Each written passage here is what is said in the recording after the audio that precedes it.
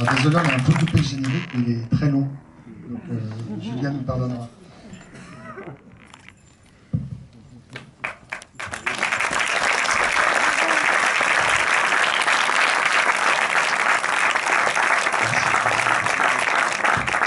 Alors, je vous rappelle que c'est un premier film. Moi, quand on l'a vu à Cannes, je vous dis, on a été un peu soufflé parce qu'il y a une telle maîtrise, je trouve, du récit. Il y a des partis pris radicaux, on parlait de la musique aussi tout à l'heure.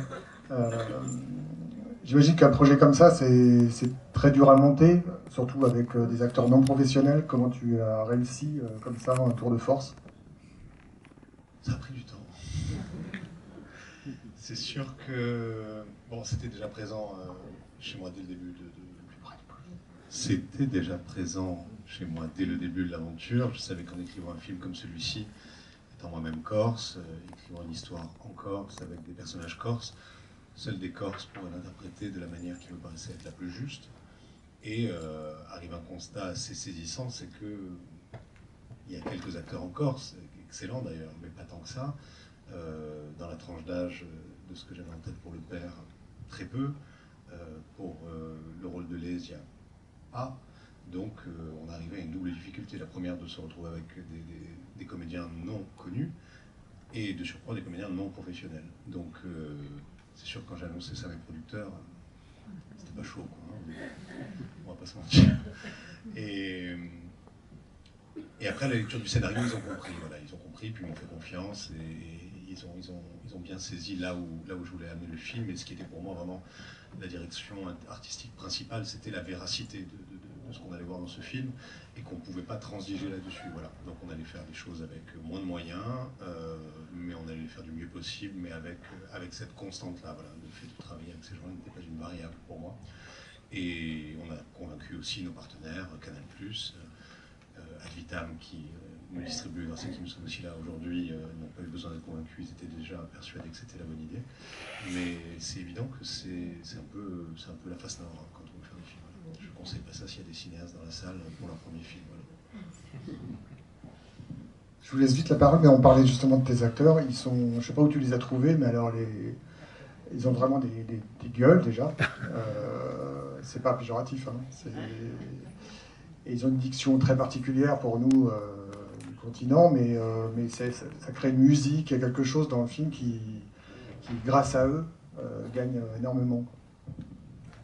Comme je vous le disais, ouais, ça a été un long parcours de les trouver. Une fois qu'on a réussi à mettre la main sur le père, parce que la fille, le personnage de Lésia s'est trouvé assez rapidement, au bout de, on va dire, assez rapidement, au bout de 3 mois de casting. Donc pour du casting sauvage, ça va, on est quand même dans des délais assez raisonnables.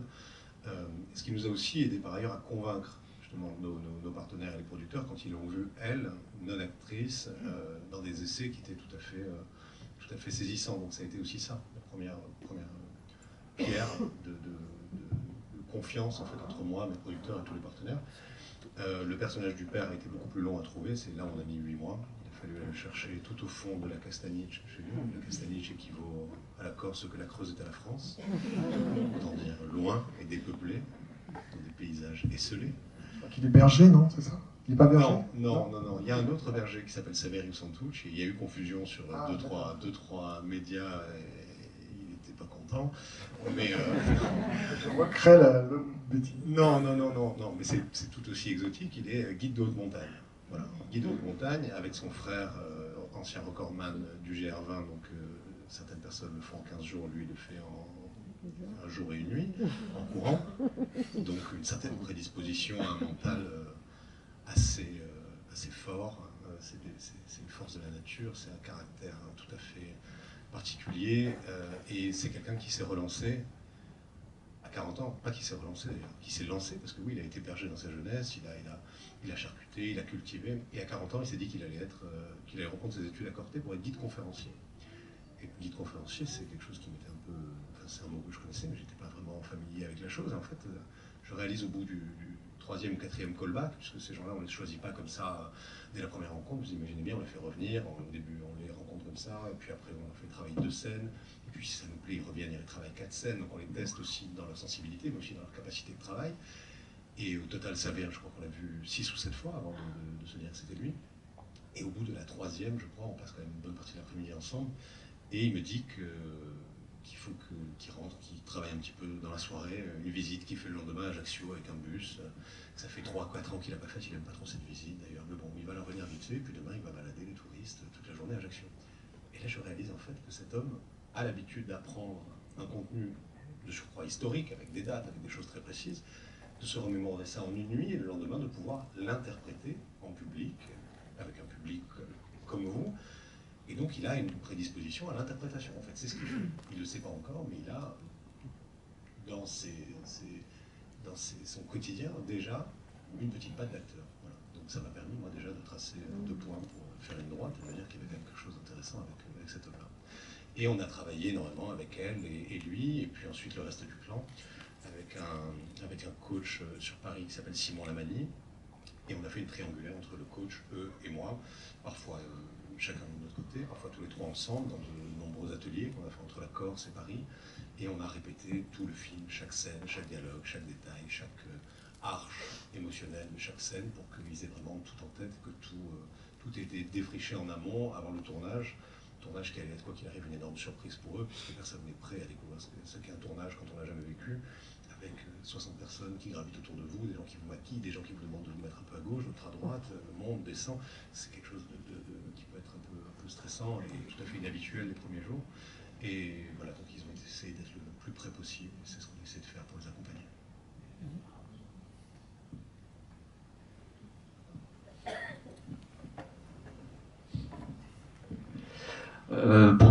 Bonsoir, merci pour ce film qui me laisse quand même un peu perplexe, je dois avouer. Bon, ça défouraille pas mal, il y a beaucoup de pertes en ligne, mais malgré tout, c'est raconté de manière assez presque romantique, je vais dire. Alors, est-ce que vous le voyez comme une éloge ou comme une dénonciation du mode, enfin de ce mode de vengeance à la Corse, de génération en génération, voilà. Ou est-ce que vous laissez au public vraiment de choisir le côté possiblement positif ou négatif? Bon, c'est peut-être un peu frontal, mais voilà. Pas du tout, au contraire, c'est une dimension qui est centrale dans le film. L'aspect romantique, quelque chose que je récuse parce que j'ai... Là, l'aspect romantique est vraiment quelque chose que j'ai essayé de tenir le plus loin possible. On est dans une histoire émotionnelle. On parle d'une histoire d'un père et d'une fille qui tentent d'exister, de survivre dans un contexte où tout meurt. Donc l'émotionnel était pour moi très important, et ça a été c'est une histoire qu'on a voulu mettre au premier plan. Il a toujours été clair avec Jeannery, ma co-autrice, que justement tout ce qui relevait de l'intrigue classique du film de genre de voyou, de la guerre des territoires, des intrigues de clans, allait être au second plan pour justement laisser émerger autre chose, laisser émerger un film sur les conséquences de ces choix de villa, sur les proches, sur les parents, sur les enfants, en l'occurrence, sur les frères et sœurs, sur les femmes qui restent, et tenter de dépeindre peut-être un reflet un peu plus fidèle de ces hommes-là, trop souvent galvaudés dans les médias, dans le cinéma aussi, qui très souvent les héroïse ou les sacralise. Je crois que dans ce film, ils sont ni héroïsés, ni sacralisés. En fait, ils sont montrés comme les pénitents de leur propre vie. Ils sont montrés comme des fantômes qui sont déjà morts, mais qui ne le savent pas encore.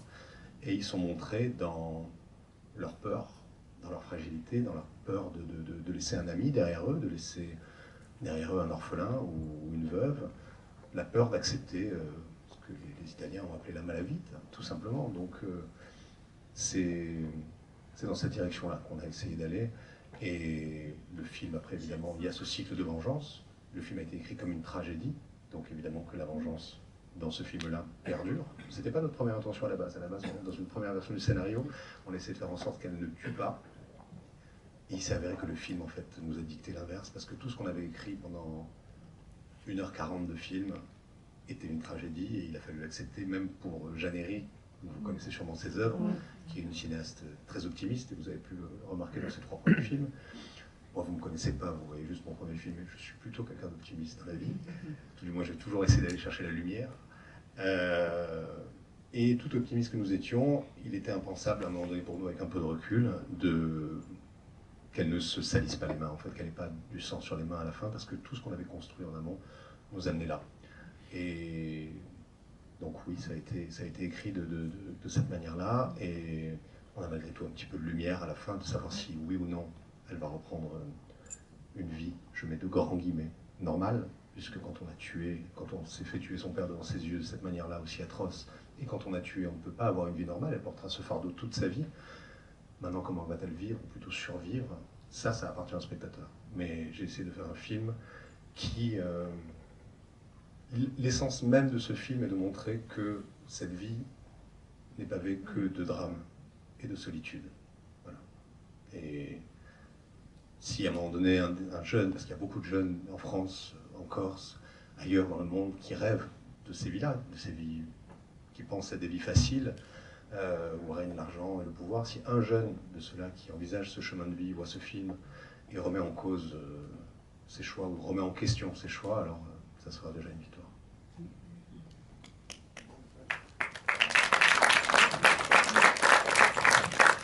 Bonsoir, je suis frappé par la narration de votre film. On commence par montrer des décors, et ces décors, on met des personnages dans leur quotidien et dans les gestes.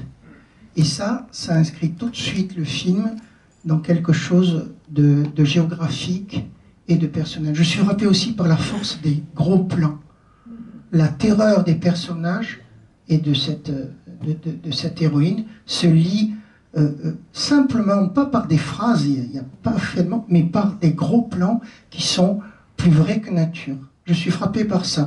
Je suis frappé par la narration très politique de votre film, au sens très large. Moi, j'ai beaucoup pensé à des écrivains italiens comme Ciaccia, comme Carlo Levi, ces gens qui montraient le fatum et cette espèce de drame qui frappe par le hasard, par moment, les personnages. Et puis, je suis fasciné par la musique, madame. On entend un morceau de chanson de Julien Clerc, c'est pas un hasard puisque Jeannery est sa fille, mais surtout, vous évoquez Maracaibo à un moment donné, et il y a une chanson de Julien Clerc qui parle de Maracaibo. La radio dit qu'il fait beau Maracaibo. C'est une chanson qui s'appelait Surtout. Et je trouvais ça formidable. Et madame, comment vous êtes arrivée à créer une bande originale qui colle aussi bien à la psychologie des personnages? C'est-à-dire que chaque fois que la musique intervient, c'est pas pour décorer, c'est pour montrer la grande solitude et le grand désespoir de chaque personnage. Bravo. Enfin, en tout cas, vous avez fait un très, très grand film, monsieur. Merci. Je voudrais répondre sur la musique, mais c'est vrai que cette notion de fatum dont vous avez parlé était quelque chose de central dans cet aspect même de vouloir traiter la tragédie. Ces décors dont vous parlez que sont la Corse devait être un personnage aussi de cette histoire, sans tomber dans une carte postale qui a été malheureusement déjà trop vue et éculée. Mais l'idée de montrer cette Corse dans sa nature la plus sèche, la plus chaude, quelque chose qui se lit sur les visages, quelque chose qui se voit dans ces décors, et la montrer surtout avant la période estivale où nos rivages sont peuplés de touristes qui viennent y trouver un petit moment de légèreté, et mettre en contraste justement ce territoire et la légèreté de ces estivants en parallèle avec les drames que vivent ces gens-là était quelque chose de pour nous d'assez important. Merci beaucoup en tout cas pour ce que vous disiez sur la musique. Effectivement, ce film on a choisi avec Julien de choisir le violoncelle et le piano. Le violoncelle, c'est voilà, dès le démarrage du film, il y a ce sanglier qui est secoué dans tous les sens et puis qui est dépecé. Et ensuite, on arrive autour de cette table, on voit le visage de Lésia, le personnage, qui regarde un peu dans le vide. Et voilà, le violoncelle arrive à ce moment-là et entonne le chant de la mort, les entrailles qui remontent. Et puis, il y a quelques notes au piano très aiguës qui arrivent à ce moment-là. Et en gros, c'était vraiment pour exprimer un petit peu la mort et le cycle de la vie qui revient toujours après la mort, mais la mort qui revient toujours après la vie. Et je pense que très vite, au bout de quelques minutes, on sait où on est. C'était un petit peu ça. Il y a les cigales, ça c'est le son, c'est pas ma partie, mais voilà, ce chant des cigales, ce sanglier qui est bougé dans tous les sens, puis dépecé, et puis ce premier thème qui arrive et qui représentait pour nous la vie et la mort.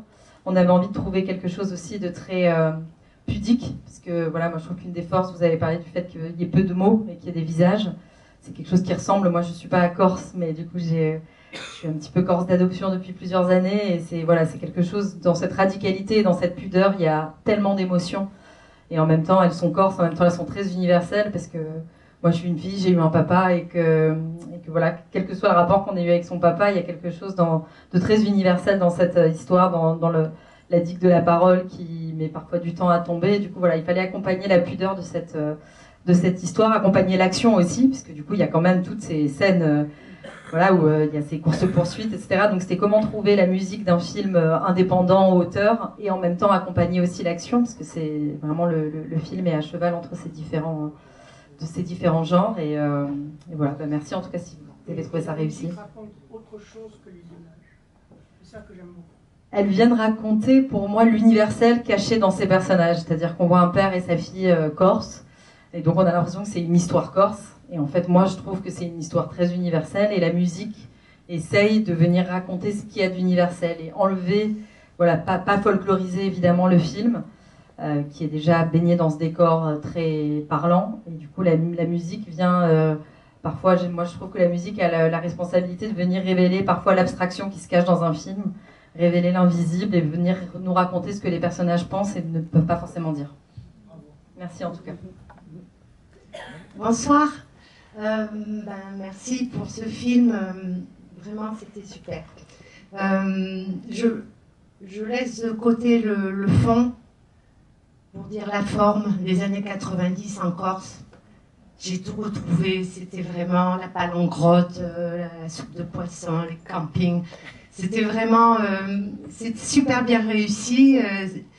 Après, je reviens à ce que vous dites sur l'universalité du rapport père-fille, et on sait en Corse que le rapport père-fille, c'est quelque chose de très très particulier, et donc du coup, je trouve que la douceur du rapport fort entre le père et la fille est à la mesure de la violence qui se dégage par ailleurs dans l'autre histoire.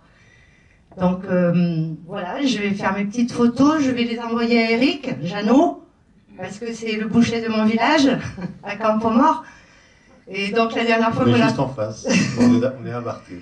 J'ai reconnu Antoine, le camping. Je ne sais même pas si vous n'avez pas filmé chez lui là-haut. Donc voilà, on ne connaît pas tous les chemins de son pays, mais là, sincèrement, j'ai reconnu pas mal de choses. Et quel moment de rire et de souvenir quand il m'a évoqué votre passage au Festival de Cannes, et que les souliers en vernis, ça faisait mal quand même. Hein. Mais il était trop heureux. Merci. Merci, madame. C'est vrai que sur tout le travail de décoration, direction artistique, on a beaucoup travaillé avec les équipes pour arriver à retranscrire ça, parce que c'était très important et que beaucoup de gens sont encore nostalgiques de ces années-là. La Corse n'avait pas encore été montrée dans ces années-là, et c'est vrai que ne serait-ce que de retrouver l'ancienne bouteille d'eau Saint-Georges. De Saint-Georges, on est d'accord. Moi, je sais que c'était ça, et mon chef accessoiriste m'a dit c'est le film où j'ai le plus mis de bouteilles sur des tables. Mais normalement, les réalisateurs me les font enlever, toi tu me les fais mettre. Tu sais pas, toi. Tu sais pas, mets la bouteille. Bonsoir. Déjà, merci d'être venu et merci pour votre film.